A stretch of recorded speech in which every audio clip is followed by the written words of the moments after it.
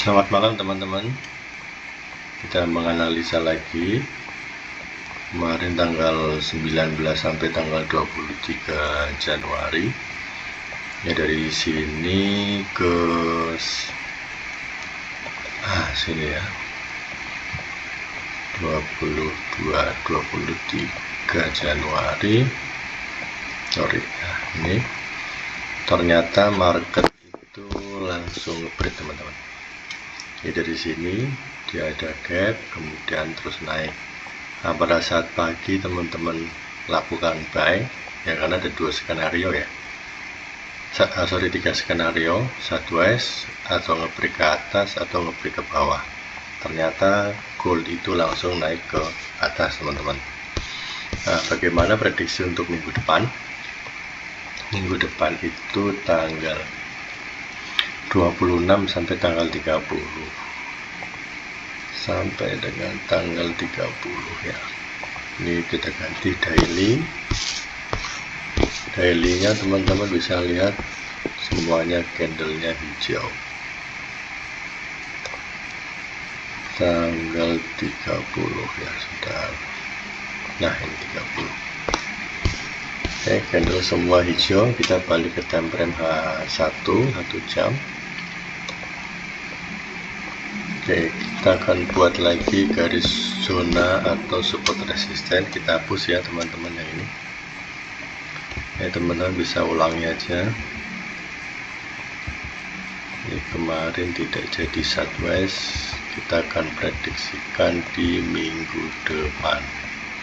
Bagaimana cara membuat garis support resisten? Kita balik ke D1, kemudian kita ganti line.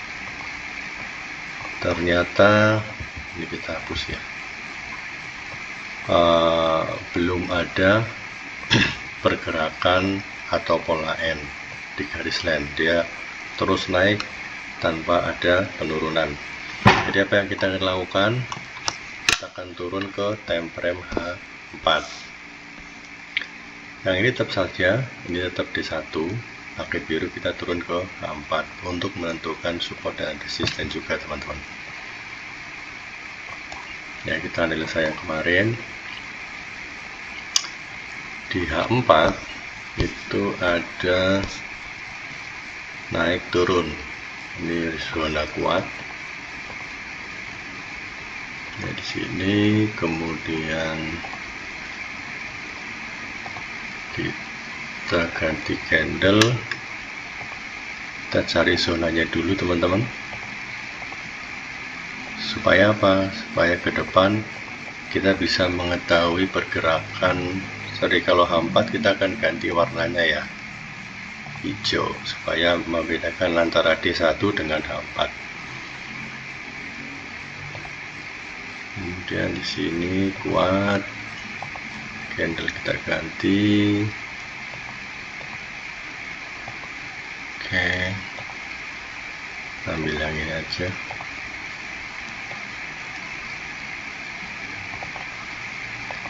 Ganti line lagi, di sini juga ada. Oke, yang ini aja ya, karena zonanya cukup tipis. Ini yang warna hijau adalah zona support resisten untuk H4, yang biru adalah D1. Nah, pertanyaannya di H4 ini juga sudah melakukan running ke atas ya, running ke atas. Pertanyaannya teman-teman, apakah nanti dia akan running terus? Kita tidak tahu karena kita menganalisanya bukan fundamental tapi teknikal teman-teman. Nah, apa yang akan kita lakukan? Kita akan lakukan yang namanya buy limit di sini. Ya, kita berharap candle akan turun, anggaplah kita ambil 500 pip. 500 ya, 500 pip di sini. Kita ganti H1.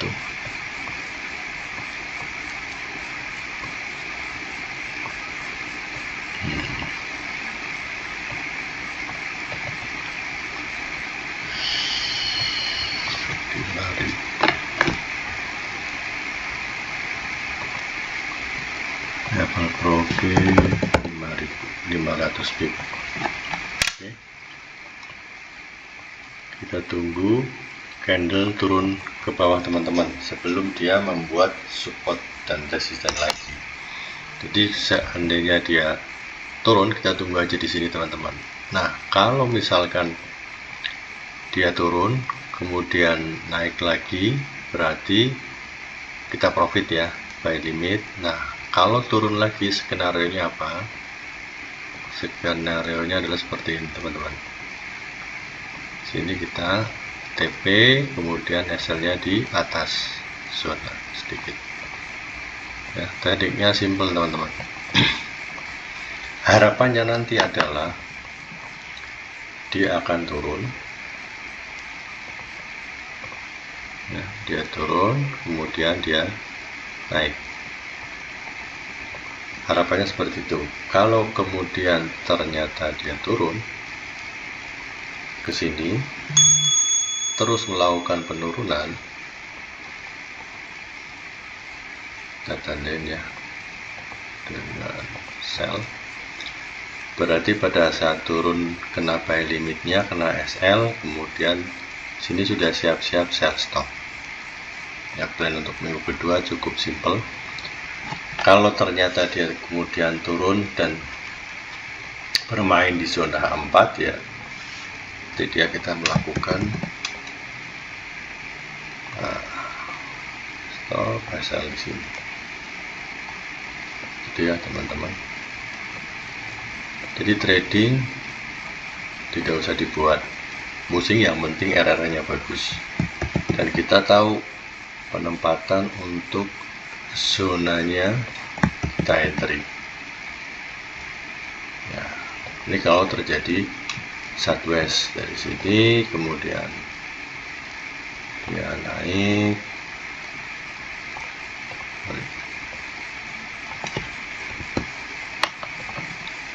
turun, dan dia naik, turun, naik.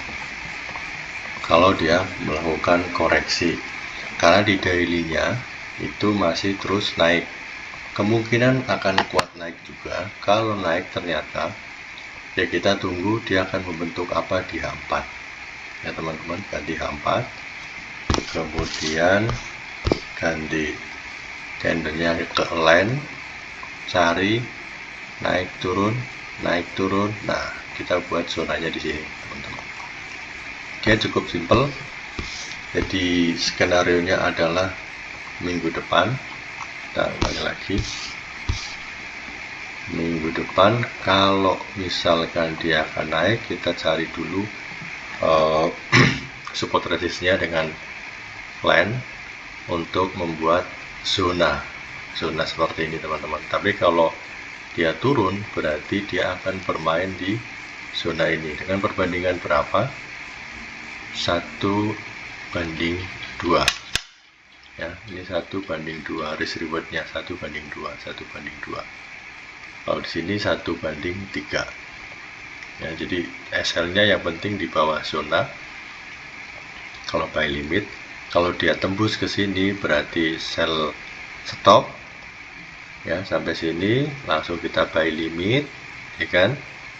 Kalau misalkan dia naik, TP-nya di sini, turun lagi TP-nya di sini, naik lagi TP-nya di sini. Pertanyaannya, kalau dia di sell limit turun, kemudian turun lagi, kan buy limit ya, buy limit di sini dia naik, ternyata turun lagi, teman-teman tinggal lakukan sell limit di sini,